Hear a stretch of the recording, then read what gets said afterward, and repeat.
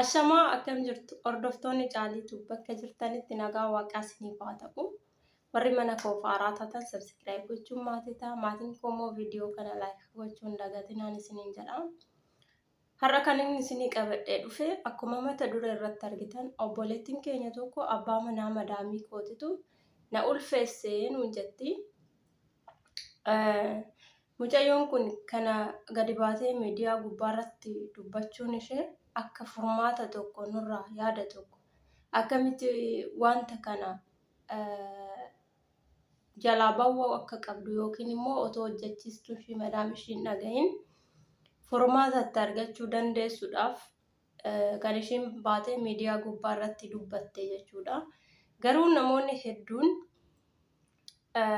akka ishiin furmaata argattu osoo hin ta'in akka ishiin ofishiitti jaalattee akkas goote zaachaa garaagaraa dubbii garaagaraa jechoota hin taane garaagaraa ofii keetiif akkasuma ofii keetiin maal taate jechoota badaa namarraan eegamne keessattuu shamarran jechi ishiidhaan jechaa jiramu hedduu nama gaddisiisa. Suura ishiis illee sagalee ishiis illee maxxansuun barbaanne maaliif wanti nuti goonu kun tarii jara bira qaqqabuu danda'a waan ta'eef ishiin iyyuu baatee dubbachuun ishee akkasitti garaa ishee maal ishee agarsiisuu ishee dogoggora maaliif hojjechiistuu ishee sana bira qaqqabuu danda'a.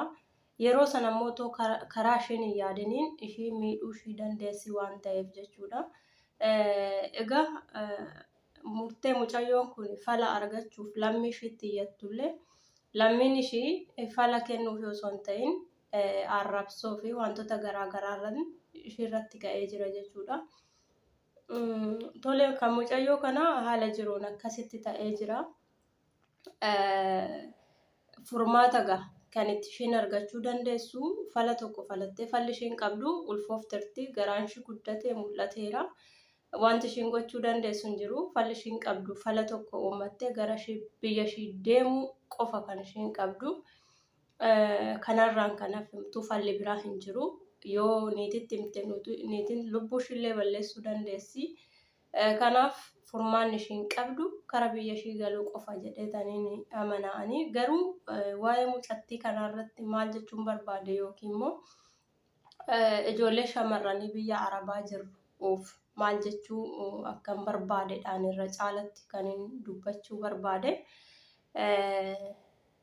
Shamarran egaa yeroo baay'ee wantootni garaagaraa nu miidha. Kallattiin nuti ittiin miidhamnus bal'aadha jechuudha. Haalli nuti ittiin miidhamnu bal'aa waan ta'eef hedduu rakkisaa ta'a. Kanaaf namni of eegee hin danda'u. Kan of eegu kan nama eegu Rabbi jechuudha. Mucayyoon kun mana Arabaa keessa otoo jiraattu ishiitu of kennee ishiitu akkasitti akka ulfooftuuf taasise jechuun hedduu dogoggora akka kootitti jechuudha. Maaliif nuti namni gaafa nu miidhuu barbaadu kallattii nuti hin barbaanneen kallattii nuti hin yaadneen nu miidhuu danda'a. Kallattii ofii isaatii barbaaden karaa dhiphoo wayiitiin wanta nu faallessu nurratti raawwatee deemuu danda'a namni jechuudha. Kanaaf mucayyoo kanarratti arraba baasnee situ jaalatee akkas godhe situ jaalatee maal ta'e jechuun dura ani eessan jira ani boru maaliin ta'a ana boru maaltu narra qaqqaba jennee of yaaduun isatu murteessadha jechuudha. Mucaan kun tarii shamarreedha humna dhiiraan qabdu affanee ishee qabuu danda'a bakka isheen hojjettutti ishee ukkaamsuu danda'a akkamiin murteessuu hin danda'amu. Inni guddaan amma namaa danda'atetti of eeggannoo taasisuudha. Yoo haala nama sanaa yeroo lafa jirtan ilaalcha addaa isiniif qabaate ta'a yeroo namni sun qobaa jiru mana keessa fakkeenyaa isin qobaa taatanii hojjechiistuun keessan gadi baatee jirtu fa'a of eeggannoo guddaa taasisuu qabdu jechuudha. Maaliif daandii xiqqashuu wayiitiin isin miidhee deemuu danda'a namni sun waan ta'e humna dhiirarraa ofirraa dhorkinuun homaa hin qabnu. Inni dhufee murteeffatee jabeeffatee namni tokko nu miidhuu dhufe nuti humna hin qabnu yeroo sana inni naana sodaa keessa galla. Keessattuu immoo yoo waan akkasii dubbanne tarii miidhaa addaa keessa galuu dandeenya jedhames ni yaadama waan ta'eef miidhaan isaaniif bal'aa waan ta'eef murtee namarratti murteessoo osoo hin ta'in bakka ofii jirru sana yaaduun barbaachisaadha. Yoo dhumallee wantichi sun namarratti uumame ta'e dafanii mala barbaadachuu, dafanii tooftaa uummachuu, tooftaa karaa sana wanticha sana keessaa ittiin ba'an tooftaa isa sirriisa, tooftaa isa nama balleessu osoo hin taane tooftaa isa sirriisa tarii hiriyaa tokko qabaachuu dandeenya. Hiriyaa keenya sanaan mari'annee kallattii ittiin yookiin mana sanaa baanu yookiin wanticha sana keessaa baanu waan akkasii murteeffachuudha malee akkas miidiyaa irrattis baanee of saaxiluun barbaachisaa miti akka kan kootitti. Kan biraa immoo kan hin jechuu barbaadu dubartiin tokko kan ishiin ulfaa'uu dandeessus dirqama walqunnamtii saalaa dhiira wajjin gootee hin ulfooftu. Namni yeroo arraba namarratti baasu wantoota garaagaraa ilaalee madaalee dubbachuun barbaachisaadha jechuudha. Dubartiin karaalee garaagaraatiin ulfaa'uu ni dandeessi. Isaan keessaa tokko ijoolleen shamarranii biyya Arabaa jirtanii kan isin of eeggachuu qabdan inni guddaan yeroo baay'ee bahariin ni deemtu ijoollee isaanii wajjiniin.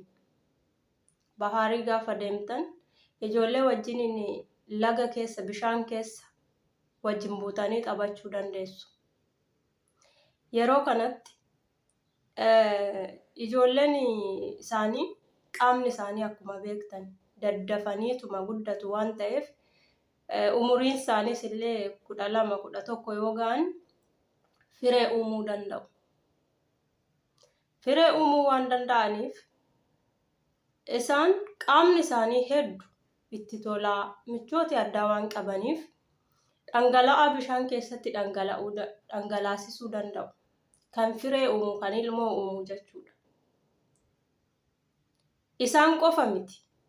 Bishaan isin keessa daakuu seentan. Bishaan daakuu seentan namoota hedduutu keessa seenee bishaan daaka. Bishaan sana keessatti fireen dhiiraa uumamuu ni danda'a. Achi keessa jiraachuu ni danda'a. Fireen dhiiraa suni sa'aatii 72 lubbuu godhatee jiraata waan ta'eef daddafinaan immoo kallattiidhaan gara qaama saala dubartiitti seenuudhaaf humna qaba waan ta'eef eenyu keenyaa kana baranneerra isin ulfeessuu danda'a. Kana qofa yaadina. Dhiira wajjin ciisuu qofa yaadina. Bishaan warri daaktan of eeggannoo taasisa. Deebisaati immoo baantiiwwan ijoollee dhiirota umuriin isaanii ammas qaqqabe tarii yeroo uffata kilaasii keessan gootanaa ta'uu tarii yeroo garaagaraa wajjin uffata keessaniin tasallee walitti dhufe wantoonni akkasii isin irratti uumamuu danda'a obboloota ko. Kallattumaan dhiira qofa wajjin ciisuu yaadina. Kanaaf of eeggannoo guddaa taasisa. Murtee namarratti murteessuudhaan dura karaa kamtu wanti kun narratti raawwata, karaa kamiin wanta kana keessaa immoo ba'a jennee yaannu.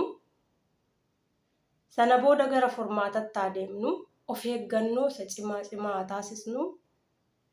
Garuu baanee immoo miidiyaa irratti of saaxiluurra of dhaabnu isiniin jechuun barbaada. Galatooma.